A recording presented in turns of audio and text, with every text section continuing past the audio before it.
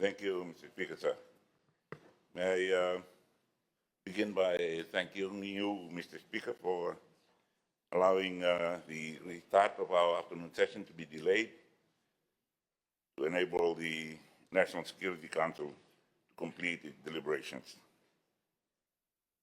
Mr. Speaker, sir, I thank the honorable member for the question and also congratulate him on his ascension to the position of being president of the Ra Provincial Ra Rugby Union. The Speaker, as I was coming back from Tavua, I saw his coaches, Sirilimbombo and Komembole, resting at the George Shuraj supermarket after they had run from the last village in Ra towards Tavua, on their way to the last village in Ra towards Tailevu. And I asked him, where's your coach? Where's your chairman? He said, oh, he's already way ahead in front. I thank the honourable member for this very important question, Mr. Speaker, sir, because it speaks directly to government commitment to strengthening grassroots sports infrastructure and promoting inclusive development across Fiji. In the 2025-36 financial year, the Ministry of Youth and Sports was allocated $2.5 million under the Sports Development Program, specifically to upgrade existing sports grounds, construct multi-purpose courts, to expand access to structured sporting activities, and such developments as that. They include $1 million dedicated to sports ground upgrades, $100,000 allocated for multi-purpose courts. The Speaker's progress to date, I'm pleased to report that steady and tangible progress have been achieved nationwide, reflecting a deliberate effort to ensure equitable distribution of infrastructure investments across all divisions. To date, Mr. Speaker, sir, the honourable member would be interested, 17 sports grounds have been successfully upgraded and at a total cost of $852,073, benefiting communities across the country. In the Central Division, 9 grounds upgraded in Tailevu, Naitashiri, and Namosi, total investment of $411,140. Northern Division, 5 grounds upgraded in the Conrobin, and Mazwata, total investment of $242,432.50. In the Western Division, 4 grounds upgraded in Ba, Ra, and Nanura, a total investment of $198,500.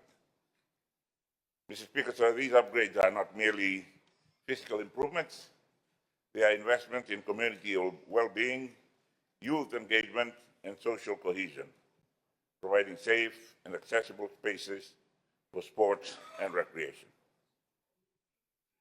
In addition, one multi-purpose court has been constructed in Rotuma at a cost of $350,000.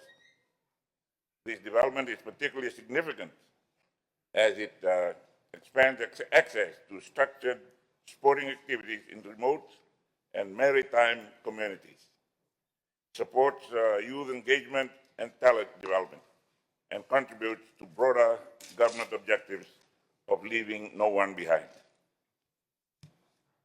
Mr. Speaker, sir, a total of $1.159 million has also been deployed through approved requirements to the Ministry of Finance and Fiji Sports Council to support project delivery, operational requirements, and timely implementation.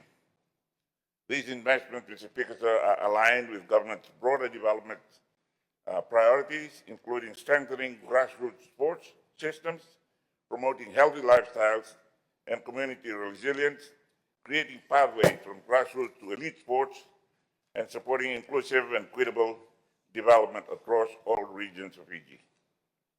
Speaker, sir, government remains committed to ensuring that sports infrastructure development is strategic, need-based, and impactful, particularly for rural, maritime, and underserved communities. The speakers it's quite interesting when you look at the honorable members in this House. There are members who have been distinguished sportsmen and women in their days at school, and even at provincial level rugby and sports. Recently, a group from India has come and gone into an agreement, Mr. Speaker, sir, with Fiji Rugby Union, promoting a product called Life After Rugby. They asked me before they met the Fiji Rugby Union, what is there after a life of rugby? I said, what do you have before rugby?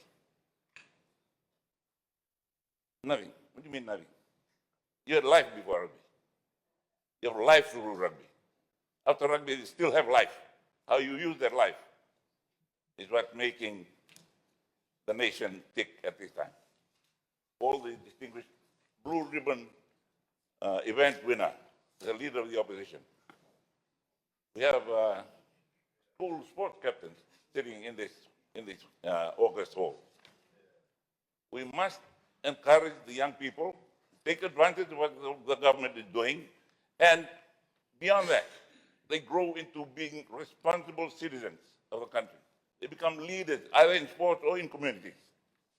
So in conclusion, Mr. Speaker, sir, the progress achieved to date demonstrates government's continued commitment to investing in people, investing in communities, and the future of sports in Fiji. Thank you very much, Mr. Speaker, sir.